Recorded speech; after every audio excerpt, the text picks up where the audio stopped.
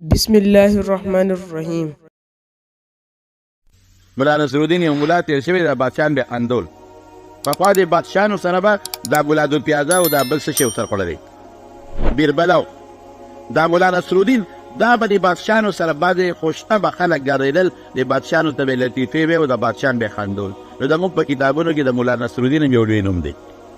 مولا نصرالدین دا د بادشاهانو سره به ګرځېده او بادشاهان به یې خندول. تقالي سړی دا تقالي یو ځل بازار ته تلل، نو بازار کې سړي چغه واله الوا وخورئ بخا الوا وخورئ، خلک چغې وایي که نه. دی ورغې کېناست، پلیټ راواخېست او ویې خوړ. چې ښه پلیټ و روان شو. دوکاندار ورته ویې لکه ملا صاحبه پیسې؟ وایي څه پیسې؟ وایي دا الوا چې دی وخوړ. وایي تا خو الوا وخورئ، تا خو د پیسو غږ نه وکړ. تا خو دا نه وایي چې پلیټ په 10 روپۍ، پلیټ په تا به الوا وخورئ نو موږ راډو وکړ. هغه راپاڅېد، پیسې راکړې، خدای شته که روپۍ هم شته. یو څو څپېړې وم. مولا نصرالدین یو څو څپېړې و، چې ویې وو دی بیا ورغې په کرسۍ کېناست، پلیټ یې ځان ته ډک کړ. یاره خدای ظالمه، یو ځل خو مې ووهلې په الوا، بیا خورئ. وی اوس وایي قیمت معلوم شو، بیا به مې یو څو څپېړې ووایې که نه. زبردست تعریف. یو سړي ورته ویې مولا نصرالدین ته، وی یخني مې کېږي دا کوټ پرې را په سفر تلل. سړی لږ مالدار غوندې دوله کوټ ور وی مولا نصرالدین ګورې چاته به چې دا زما کوټ دی، ومې نه شرمېد. وی نه چې په لاره تلل یو ځای کې په خیر سلام علیکم. مولا نصرالدین ویې وی دا کوټ د ده نه دی، ګورې زما دی، دی زما اغوستی دی. هغه ویې تا خدای بې خو باسه کیف واچو، په شرمونو دی وشرمولو. تا ته ما نه وي چې دا خبرې مه کوه. او یېر مې چې بل ځای ته سلام علیکم په خیر ستړی مه شئ. چې هلته کې بیا خلکو وی وی دا کوټ چې دی که نه، وی دا ګورې نه د ده دی او نه زما دی. هغه تا خدای بې وباسه. نو دې خبرې ته سا جاتو نو چې زما خمیان چې بیا لاړل، بیا خلکو په خیر مولا نصرالدین څنګه چل دی؟ وی دا کوټ چې دی که نه، وی خله دې متعلق خبره نه کومه.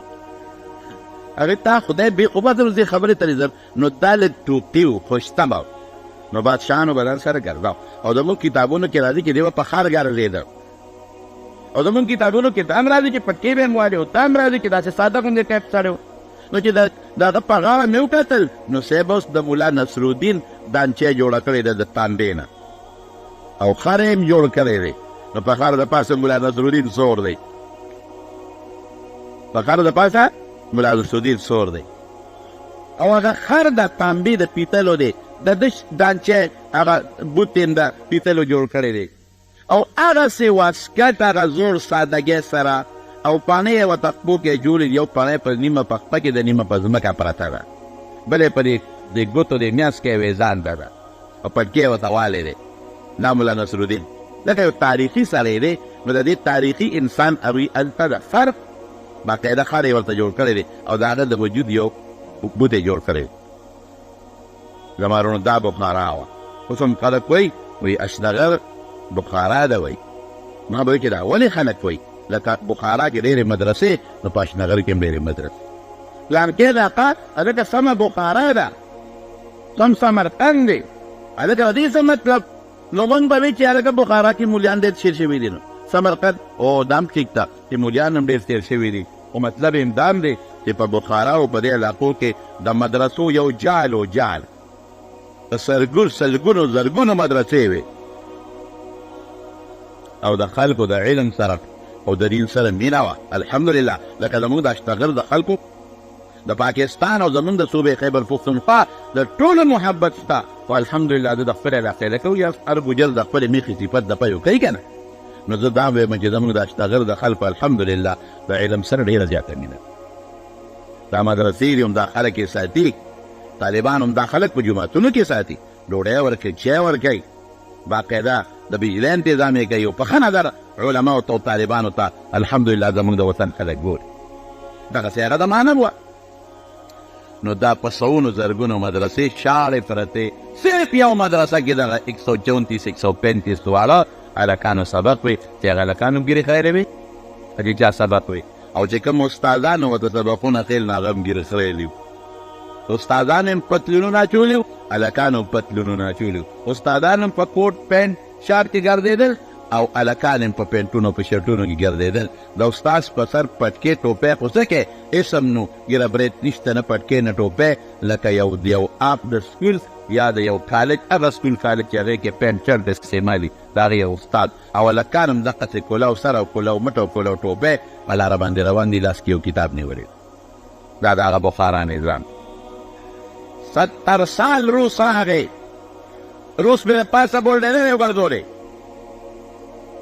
روس یې مدرسې بندې کړې روس ورته مدرسې روانې کړې روس ورته مقبرې روانې کړې او په لکونو کتابونو چې د لاس لیکلي کتابونو د لاس لیکلي هغه په لکونو کتابونو ته تلي ورته کړل او ختم یې کړل او دا یوازې اسلام سره نه د عیسایت سره لکه د روس اصل خلکو عیسایانو په روس کې چې کوم اصل باشندګانو هغه عیسایانو او یهودیان پکې بس روس چې راغی مذهب ته تلي وو عیسایت یې دوه ته ختم یې کړ ګرجې روانې کړې د عیسایانو کتابونه یې وسوځول او چې کوم د عیسایانو پادریانو هغه ټول ختم کړل او مړه کړل د یهودیانو چې کوم مشرانو هغه مړه کړل مولیان یې ورته مړه کړل او د یهودیانو هغه چې کوم عبادتخانې وې هغه مکمل ختم کړې او کتابونه یې ونه وسوځول دغه رنګ اسلام نوی دین عیسایت دی او که یهودیت دی او که اسلام دی هغه بالکل ختم کړ او یې کوم یې واورېدل چې چا په خولې کلمه ووې چې سرمن ته وباسم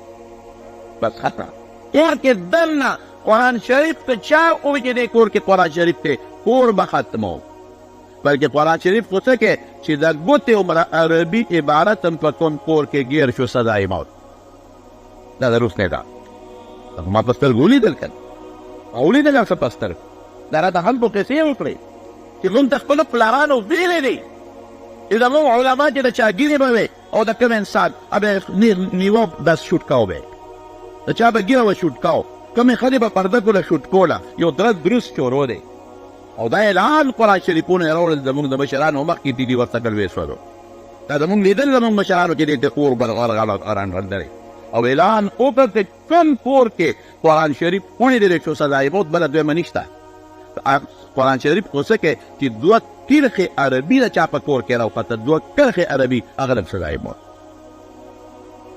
الله یو عالم خبره کوله وي په لاره تلم پیر ذوالفقار صاحب هغه ما نه مخکې علاقو ته هغه ډېر تللی چې په لاره تلم یو ښځه راله وي مسلمانان یې موږ وي او وی قرآن شریف د سره شته نو موږ قرآن شریف راویسته چې او دا قرآن شریف دی وی جینۍ به ښځې به ښکلو بوډۍ ښځه وه ښکلو به ښکلو به ښکلو به ښکلو به جللې موږ وی را ولې ورته جاري الله وی 70 سال پس مې قرآن شریف ولیدل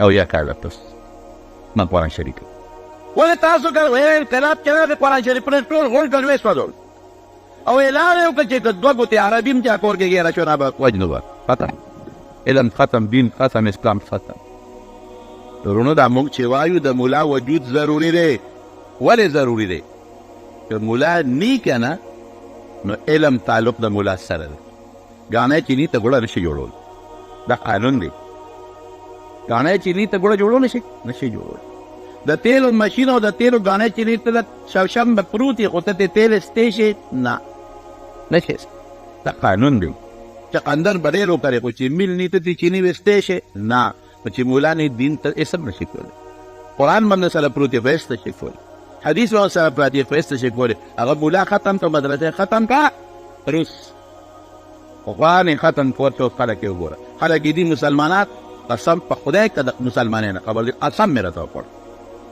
کلمې نه ولدي چورلک نه بیا لاړو یو بل قبر له د چا قبر له لاړو د یو ډېر لوی شخصیت قبر له ډېر لوی سړی چې د بخارا په یو څنګ کې په یو غاړه کې پروت دی د بخارا نه 3 کیلومتر بار اوس د بخارا په علاقه کې راځي او د دنیا خلک ولا روان دی هغه له لاړو خواجه بهاءالدین نقشبند رحمت الله علیه دغه قبر ته لاړو خواجه بهاءالدین نقشبند دی په 728 هجري کې پیدا شوی دی 930 هجري کې او په 1327 عیسوي کې پیدا دی 1327 او عیسوي ده او 728 هجري کې په دغه بخارا کې او بیا وفات شوی دی په 21 فروری 1390 عیسوي کې 72 سال د عمرو 2 کاله او دی چې په کومه علاقه کې پیدا دی هغې ته هندوان وایي. اوس هم په دې نوم مشهوره ده هندوان. او کوم کلي کې چې دی پیدا دی هغې کلي ته قصر عارفان وایي. عارف د خدای ولی ته وایي چې د الله د ذات او د الله د صفاتو معرفت وتی. عالم ته وایي دغه علاقه کې د دنیا اولیاء او بزرګان تیر شوي دې کې دی پیدا شوي. او دغه مقبول انسان دی. دنیا خلک را روان دي قدرناک، د دنیا خلک شریف را روان دي قدم. خو ما تاسو ته وایي چې هلته د سړو د ښځو د جدا پیشن نشته، ګډ پیشن دی. هلک به داسې جینۍ به ورسره کښېني. مرجع خلایق دنیا خلک را روان دي قبر نه. خواجه بهاءالدین نقشبند رحمت الله علیه په قبر یې ما ولیدل نوم لیکلی دی محمد. او عجیبه دا ده چې د پلار نوم یې محمد دی، د ده نوم محمد او د پلار نوم یې محمد او بهاءالدین د ده لقب دی. او نقشبند ورته وایي. دا نقشبند ورته ولې وایي؟ دا د سلسلې 4 سلسلې دي نن سبا مروجې چې کومې عامې تصوف سلسلې دي، قادریه مبارکه او چشتیه مبارکه، سهروردیه مبارکه او نقشبندیه مبارکه. دا 4 سلسلې دي. دا پیران چې خلکو له بیعت وکړي او بیا خلکو ته طریقت او سبقونه ښیي او خلیفې کړي، نو څوک د نقشبندیې پیر دی، څوک د قادریې پیر دی، څوک د سهروردیې پیر دی او څوک د چشتیې پیر دی. دا 4 طریقې دي. نو دا نقشبند دا نقشبندیه چې وي دنه ورته وایي. د دنه مخکې به دې سلسلې بل نوم و. د حضرت ابوبکر صدیق رضی الله عنه د زمانې نه واله وروسته یو ډېر لوی بزرګ تېر شوی دی، ابو یزید بستامي، طیفور ابن عیسی. ابو یزید بستامي مشهور بزرګ دی. طیفور یې نوم و، طیفور. او دا هغه د پلار نوم یې عیسی و، طیفور ابن عیسی. ابو یزید بستامي د هغه پورې د دې سلسلې نوم صدیقیه وه. صدیقیه به ورته خلک وایي دې نقشبندیې ته. صدیق د حضرت ابوبکر صدیق لقب و، نو دې ته به صدیقیه وي. او بیا دا حضرت طیفور رحمت الله علیه نه وروسته واله د عبدالخالق عجوداني پورې. عبدالخالق عجوداني دا د دې نقشبندي پیر دی. د هغه پورې د دې نوم ته دی غجدواني وي، غجدوانیه به یې ورته وي، طیفوریه به یې ورته وي. د حضرت طیفور رحمت الله علیه نه پس د عبدالخالق غجدواني رحمت الله علیه پورې دې ته به طیفوریه وي. او بیا د عبدالخالق غجدواني شاګردو دا شیخ بهاءالدین نقشبندي، نو د هغې نه پس تر ننه پورې نوم نقشبندیه دی. نو یو زمانه کې نوم صدیقیه و، بیا بله زمانه کې نوم طیفوریه شو، طیفور رحمت الله علیه په وجه. او د ده نه پس بهاءالدین نقشبندي رحمت الله علیه د پس ورته ته نقشبندیه وایي. لکه قادریه سلسله خو د حضرت علي رضی الله عنه نه شروع ده. په عبدالقادر جیلاني رحمت الله علیه پکې ډېر کار کړی دی او د دې قادریه ډېر خدمت کړی دی. نو اوس ورته قادریه وایي د عبدالقادر جیلاني رحمت الله علیه په وجه. نو اوس ورته نقشبندیه وایي دا شیخ بهاءالدین نقشبندي رحمت الله علیه د وجې چې نوم یې محمد و، د پلار نوم محمد. او دا نقشبند ورته ولې وایي؟ دا مې کتاب وکتل، نقشبند مصور ته وایي چې څوک تصویرونه جوړوي هغه ته نقشبند وایي. نقش پېژنئ که نقش، اوس هم نقشونګار خلک وایي. او بندول د فارسي لفظ دی، نقش بند. نقش لکه موږ نقوش ورته وایو، نقشه ورته موږ وایو. نو نقش بند چې یو سړی د قلم لاندې یو نقشه بنده کړي، یو صورت بند کړي، نو ده ته نقشبند ولې وایي؟ ځکه ورته نقشبند وایي چې ده د دې طریقې له یو نوې نقشه ورکړه. دا طریقه چې صدیقیه او طیفوریه کومه را روانه وه، دې له یو نوې شکل ورکړه، یو نوې صورت یې وله ورکړه او د حقیقت یو نوې جامع ورته ور واچوله. نو ځکه ده ته نقشبند وایي او دې سلسلې ته نقشبندیه وایي. د ده شیخ و، د ده استاد، د ده استاد و شیخ و، د هغه نوم محمد د هغه نوم محمد و او د هغه بابا سمساني به یې ورته وی. بابا مشر ته وي ورته بابا وایي، بابا سمساني. د ډېر لوی بزرګ تېر شوی دی. نو دا بابا سمساني په دې علاقه تېر شو. همدغه علاقه کې دی اوسېده خو لږ لرې. په دې علاقه باندې راغلی تېر شو، دلته یې لمونځ کو. نو چې لمونځ یې کو نو چې سلام یې وګرځو وی د دې خاورې نه ماته د یو مرد خدا خوشبویي راځي، د دې خاورې نه ماته د یو مرد خدا خوشبویي راځي. اتفاق دا څو ورځې پس دا محمد پیدا شو، دا شیخ بهاءالدین نقشبندي پیدا شو. نو چې پیدا شو منغلی یې وړو، وی صاحب دا ماشوم پیدا شو او دته لږه دعا وکړه. نو چې هغه ورته وکتل وی ما ته چې د کشف شوی او د کمې خاورې نه ما ته یو مرد خدا هغه خوشبویي محسوسېدله، د دې ماشوم نه به الله هغه مرد خدا جوړوي، ده نه به جوړوي. دا د کشف خاوندان پر علاقه تېر دي او دا ماشوم به د ما فرزند روحاني ما له به رالیږې. نو چې لږ پخه به د هغه ورته ګوټي خپله ورکړه. سنت طریقه دا د مستحبه چې یو ماشوم د یو بزرګ له یو عالم له بوزې نو هغه به له ګوټي ورکوي، نو هغه له خپله ګوټي م ورکړه، غېږ کې م واغېسته او دویم ورته وکړله. نو چې کله دې پخه به د پرې شو نو هغه بابا سمسامي دی بوته، بابا سمسامي ځان سره وساته او د هغه نه پس بیا هغه یو ډېر لوی بزرګ و خواجه عبدالخالق عجدواني، خواجه عبدالخالق عجدواني هغه له ورکړه، بیا دې ماشوم تربیت وکړه. نو د ټوله زندګي د خواجه عبدالخالق عجدواني سره تېره کړه. چې هغه وفات شو دله خلافت ورکړ. نو ده ورته وی صاحب ما ته وصیت وکړه. اوهو څه وصیت ورته کوي؟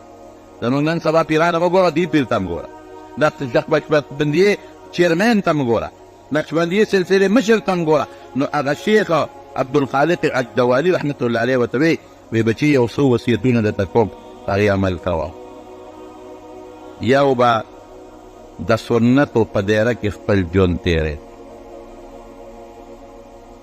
دې ته بزرګي دی څنګه یو سړی ځان ته د دنیا لوی ولي الله وایي او شاګردان ورته د دنیا لوی ولي الله وایي، چې د هغه ژوند د رسول الله مبارک د سنتو د دایرې نه باري، دا به د خدای ولي نه دا دین کې واچوي. دا ولې؟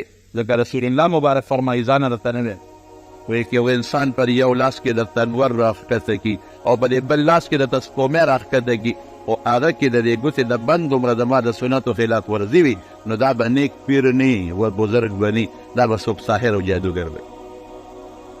نیکي چې ګورئ د رسول الله مبارک په سنتو به ګورئ، هغې پر کار به ورته تاوئ، د سنتو په چشمه په عینک به ورته ګورئ. دې د سنتو پابند نه که نه دی؟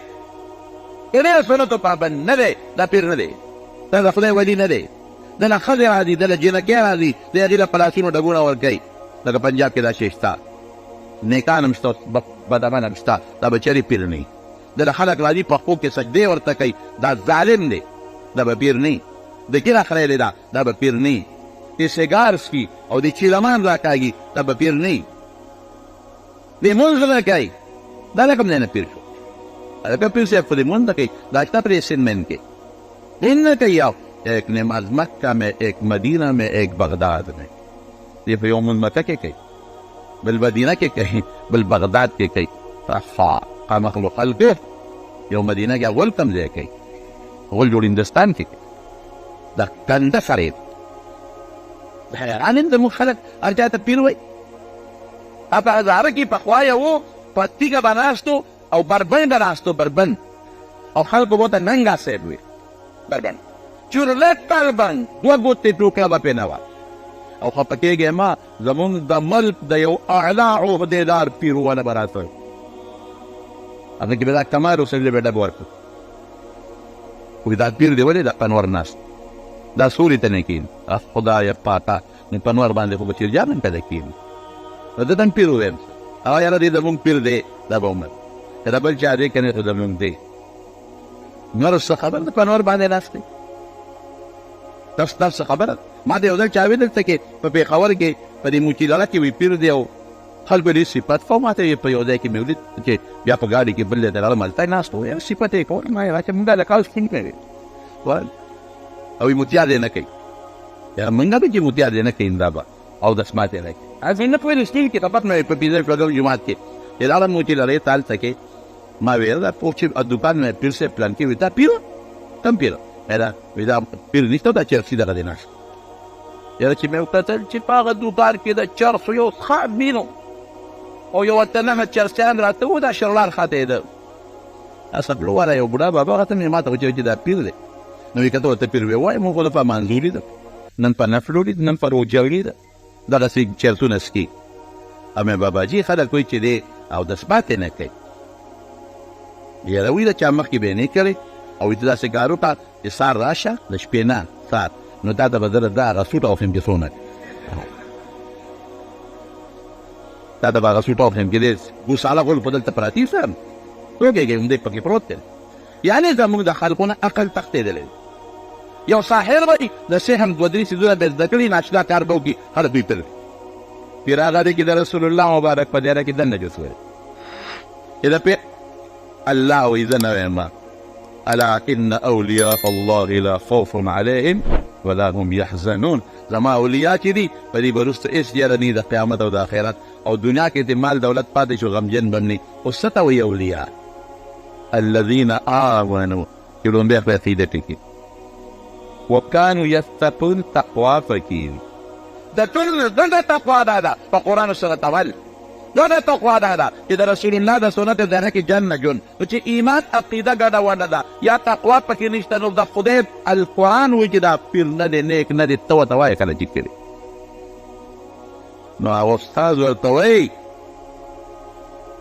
عبدالخالق غجدوانی رحمت الله علیه وی بچې د شریعت دیره کې دننه به ژوند تېری شریعت نه بار به قدم نه ږدي سنت باندې عمل به کوې سنتو دیره کې به دننه ژوند پرېږدي درېیم ورته څه وایي درېیم ورته وایي بچې د بدعتو رسوماتو نه به ځان ساتې د بدعتو رسوماتو نه به بالکل ځان ساتې د تېره زندګي په دغه کې تېره شوه بس هغه استاد په خبر عمل او ټوله زندګي دې کې تېره شوه او لګیا دی افتوسې کې ګرځي په ځای نه دی ناسته او چې کم دی د پیغمبر د سنتو خلاف ورزي د بدعت رسم دی په نصیحت خلق بنې کوي ای بچې دا مه کوه دا د پیغمبر د سنتو خلاف دی دا کار وکړه دا به ګرځېده او دنیا به راتله او بیعت به ترې کو او بیعت به کو او د دغې زمانې کې څومره علما او د دغې علاقې کې څومره طلبه و چا د په ولایت کې شک ونه کړ ټول رالل د سره بیعت نو د زمانې پیر د خدای پاک جوړ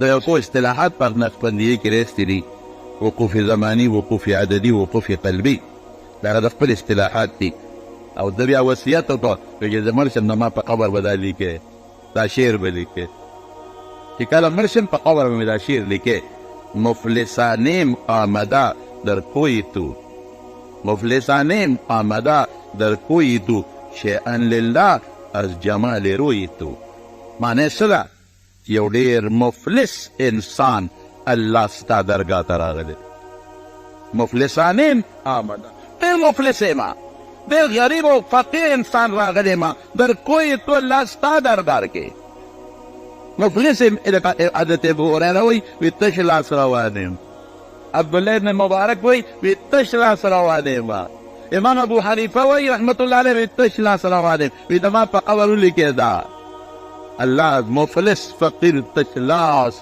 غریب ستا در کې را روان یم شیئا لله از جمال روی تو اوهو د الله د خاطره یا الله د خپل ځان د خاطره د خپل مخ مبارک د حسن و جمال یو جلک راکړه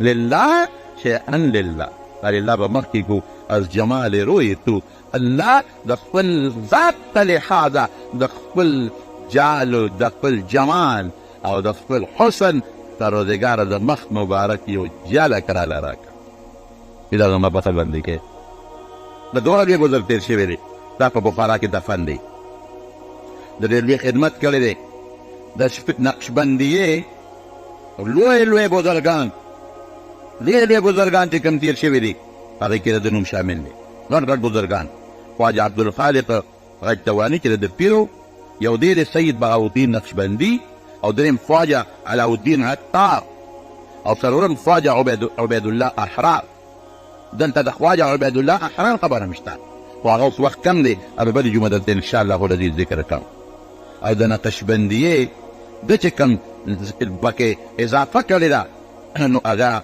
د اصطلاحات جوړ کړي دي دا ځان له یو لوی باب دی هغه یو څو اصطلاحات دي اوش در دم نظر بر قدم سفر در وطن خلوت در انجمن یاد کردن بازگشت نگهداشت و یادداشت دا ځان لاندې اصطلاحات په دې لوی تفصیل دی. نو زمارونو داسې غوندې یو لوی سړی په هلته پروت دی. د ده نه پس هندوستان ته نقشبندي راغلې ده، د ده نه پس راغلې ده، د اکبر باچا زمانه کې راغلې ده. او بیا په هندوستان کې د نقشبندي خدمت چا کړی دی؟ خواجه باقي بالله رحمت الله علیه. دا دی لوی سړی و. خواجه محمد معصوم رحمت الله علیه، خواجه سیف الدین رحمت الله علیه، شاه ولی الله رحمت الله علیه، او مرزا مظهر جان جانان رحمت الله علیه، او شیخ احمد سرغندی رحمت الله علیه مجدد الفسانی. داسې خپلې واقعاتو اورېدو لپاره زموږ چینل سبسکرایب کړئ، خپلو ملګرو سره شیر کړئ. ډېره مننه.